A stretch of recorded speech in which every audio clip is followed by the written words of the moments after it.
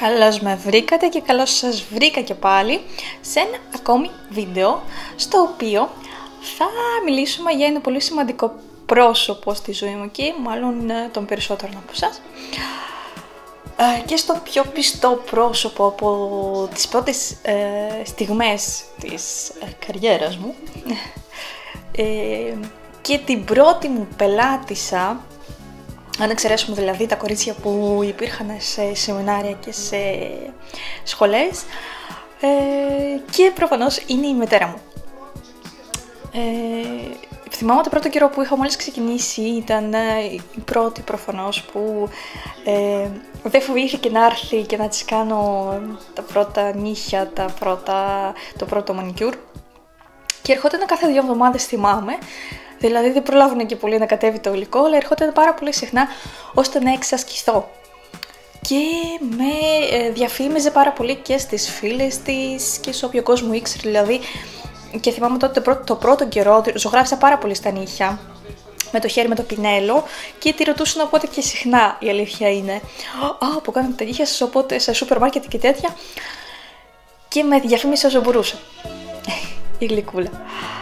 Και εδώ θα κάνουμε ένα πολύ σκούρο, αλλά θα είναι όμπρε εν τω μεταξύ αυτό που θα κάνουμε. Θα είναι όμπρε με σκόνη, τη φημισμένη τα τελευταία χρόνια, τη mirror σκόνη. Εν τω μεταξύ η μαμά έχει και πολύ δύσκολα χέρια, δηλαδή για ένα άτομο που μόλις ξεκινάει, που τότε μόλις ξεκίναγα, για μένα ήταν πάρα πολύ δύσκολα τα πετσάκια της, είναι πολύ σκληρά και είναι πάρα πολλά. Δηλαδή και τώρα ακόμη, για να καθαρίσει καλά το νύχι της και να είναι ωραίο, θα φαίνεται ότι έχω καθαρίσει τα πετσάκια, πρέπει να την περάσω, δηλαδή πρώτα να τους πρόξω όπως είδατε, μετά να περάσω με τη φρέζα, να τα ανασηκώσω, να τα κόψω και να ξαναπεράσω με τη φρέζα, να τα ξανασηκώσω και να τα ξανακόψω. Ή κάποιες φορές μπορεί να κάνω και διαφορετικά, αν δεν έχουν κολλήσει πάρα πολύ στο δέρμα, και σπρώχνοντάς τα, δηλαδή έχω ήδη πολύ πράγμα που μπορώ να το κόψω, κόβω πρώτα και μετά περνάω με τη φρέζα και αρκεί αυτό.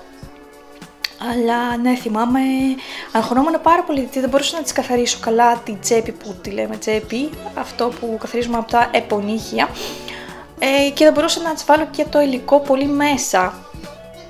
Και με άγχωνε αυτό και έλεγα ότι δεν το έχω, δεν μπορώ. Και σιγά σιγά με τον καιρό που συνήθισα και τα χέρια της και είχα και περισσότερα κορίτσια που ερχόντουσαν, και μάθαινα δηλαδή περισσότερα πράγματα σε σύγκριση με τα άλλα χέρια κτλ. Έμαθα και στα χέρια της μαμάς να κάνω το σωστό, το καθαρό μανικιούρ. Λοιπόν, σε αυτό εδώ το σημείο της φτιάχνω μια γωνία που της λείπει, και εντωμεταξύ το έχω και εγώ αυτό, ακόμα δεν έχω βάψει τα νύχια μου, να φανταστείτε, δεν έχω βρει καθόλου χρόνο. Που της λείπει μια γωνία από εδώ. Εγώ αλήθεια είναι από μικρή και τώρα ακόμα δηλαδή που δεν τα έχω βαμμένα, μπορώ και την πειράζω με τα δόντια ή με το δάχτυλο και την τρώω, και πιστεύω ότι κάποτε το έκανα και η μαμά και γι' αυτό έχει αυτό το κενό. Και μπορεί ακόμα και τώρα να το πειράζει έτσι άθελά της με το άλλο νύχι και να λείπει, γιατί λείπει συνέχεια. Και τη το χτίσα λίγο με το άκρη τζελ, γιατί για να φαίνεται λίγο πιο όμορφο το νύχι, να μην φαίνεται κομμένο, δηλαδή να πηγαίνει μια ευθεία τετράγωνο και να μην πάει έτσι. Αυτά.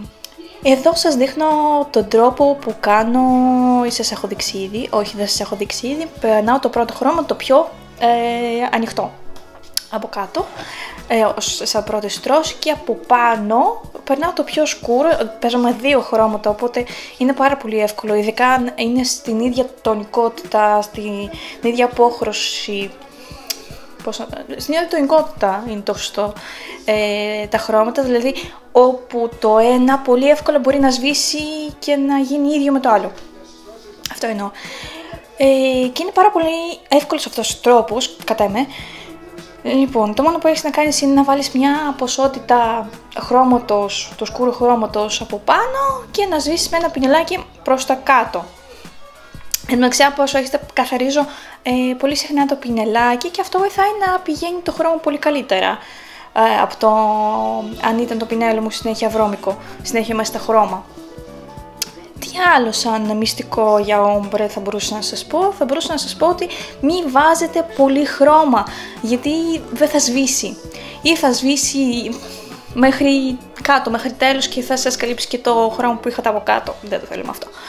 Και κάπου εδώ πρέπει να τελειώσω και να σας πω ότι βάλαμε και τη mirror τη σκόνη και είχαμε αυτό το αποτέλεσμα. Ευχαριστώ που παρακολουθήσατε, φιλιά!